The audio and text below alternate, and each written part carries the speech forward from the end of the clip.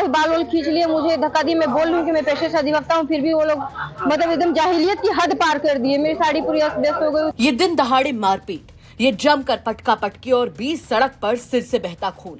उत्तर प्रदेश के रॉबर्ट्सगंज कोतवाली क्षेत्र में उस वक्त हंगामा मच गया जब लोड़ी टोल प्लाजा पर एक महिला अधिवक्ता और उनके साथियों के साथ टोल कर्मियों ने जमकर मारपीट की, जिसमें महिला अधिवक्ता समेत एक महिला और एक शख्स को जमकर चोटें आई हैं। इस मारपीट का वीडियो भी सोशल मीडिया पर जमकर वायरल हो रहा है। घटना की सूचना पाकर भारी संख्या में वकील जिला अस्पताल पहुंच गए। वहीं मौके की नजाकत को देखते हुए पुलिस भी जिला अस्पताल पहुंची और पीड़ितों से मामले की जानकारी ली। चलिए समझते हैं पूरा मामला विस्तार से। दरअसल रॉबर्ट्सगंज कोतवाली क्षेत्र में लोड़ी टोल प्लाजा पर महिला अधिवक्ता और उनके साथियों संग टोल प्लाजा कर्मियों की मारपीट का वीडियो सोशल मीडिया पर वायरल हो रहा है। महिला अधिवक्ता आरती पांडे का आरोप है कि काफी देर से उनकी गाड़ी टोल पर लाइन में खड़ी थी। जब इसका कारण पूछने के लिए उनका एक साथी टोल कर्मी के पास गया तो वो भड़क गया। देखते ही देखते बात कहासुनी और मारपीट में बदल गई। उनका आरोप है कि साथी को पिटता देख अधिवक्ता अपने अन्य साथियों के साथ बीच बचाव करने पहुंची तो उन्हें और एक अन्य महिला को भी पीटा गया।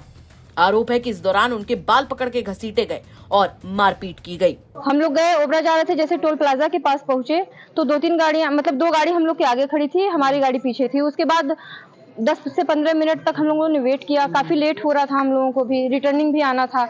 तो फिर उसके बाद नवीन सिंह जी गाड़ी से बाहर निकल करके गए पूछने कि वहाँ पे क्या मामला, मतलब ग्रीन सिग्नल भी दे दिया है तो क्या है।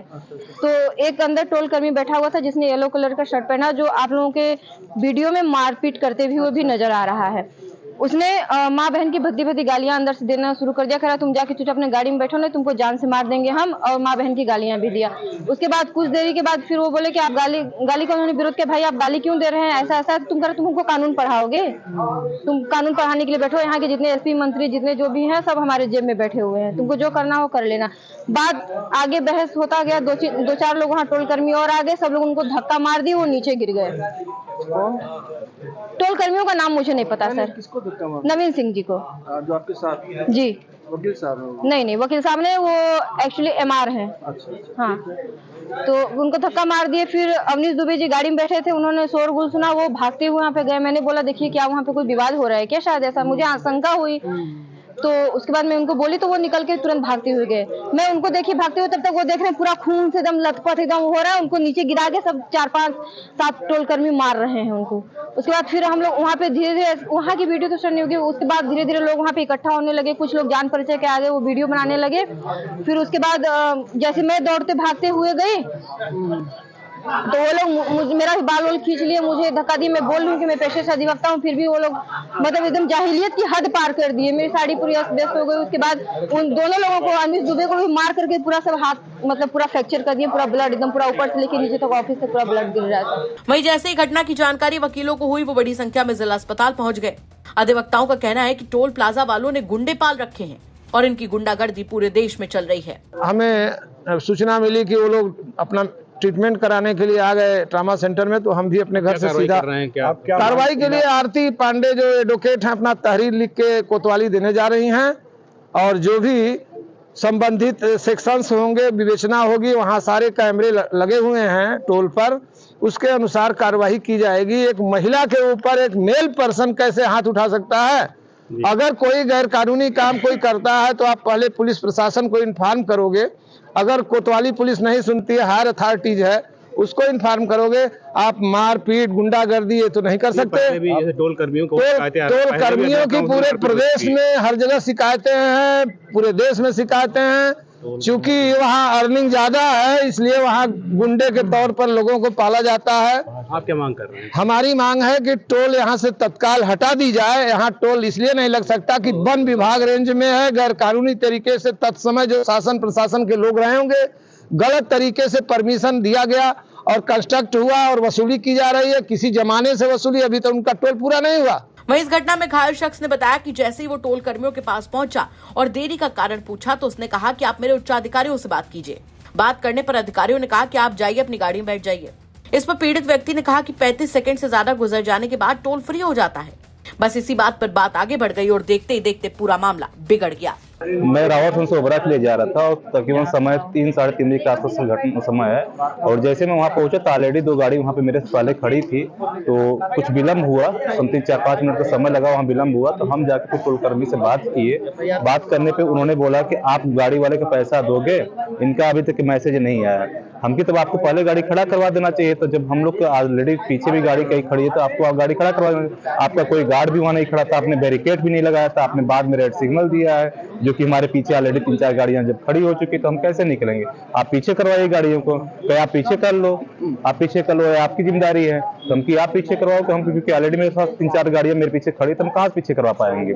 तो उसके बाद ठीक है, हम कहें आप मेरे उच्च अधिकारी से बात को हमको बुला दीजिए। उच्च अधिकारी से बात किए तो कहें क्या मामला है। हमकी टोल का नियम ये होता है कि 35 सेकंड से ऊपर हो जाता है टोल फ्री हो जाता है। कहें आप मुझे कानून मत सिखाओ, मुझे सब कुछ कानून पता है, ठीक है, आप यहाँ से धीमे से निकल जाओ, अपनी गाड़ी में जाके बैठ जाओ, ठीक है। इसी बात पर हम उन्होंने ऊंच आवाज में गाली दिया, तो गाली दिया, तो फिर हमने भी कहना कुछ ऐसा बात क्या है करके आओ तो उनको बाहर निकाल बताते हैं। तो बाहर नहीं निकले, फिर कहना जब उनके पास कई लोग वहाँ पे इकट्ठे, कई गाड़ियों वाले इकट्ठे हो गए, तो गाड़ियों वाले में उसमें क्या नाम है गाली गलौज हुई, सभी लोगों ने गाली गलौज किया। वहीं इस पूरे मामले पर पुलिस का क्या कुछ कहना है, चलिए वो भी सुनवा देते हैं आपको। आज रावतगंज की रहने वाली आरती पांडे जी अपने परिजनों के साथ चौपन की तरफ जा रही थी। लोढ़ी टोल प्लाजा के कर्मचारियों द्वारा विवाद किया गया, जिसमें कर्मचारियों द्वारा मारपीट की गई।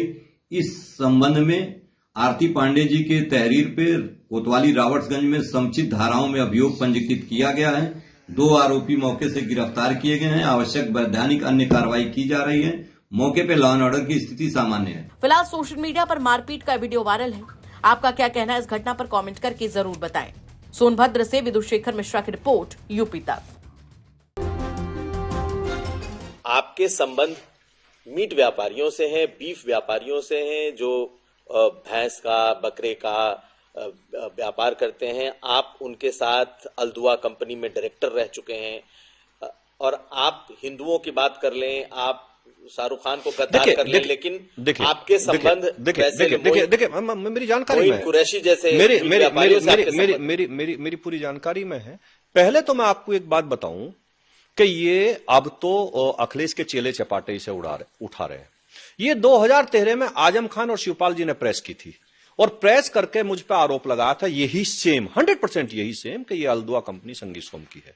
हमने तब चैलेंज किया था मीडिया के सामने कि अगर आजम खान हमें इसमें हमारा जरा सी भी संलिप्तता किसी मीट फैक्ट्री या मीट वाले से दिखा दें तो हम राजनीति छोड़ देंगे, देश छोड़ देंगे, नहीं तो आजम खान को छोड़नी पड़ेगी।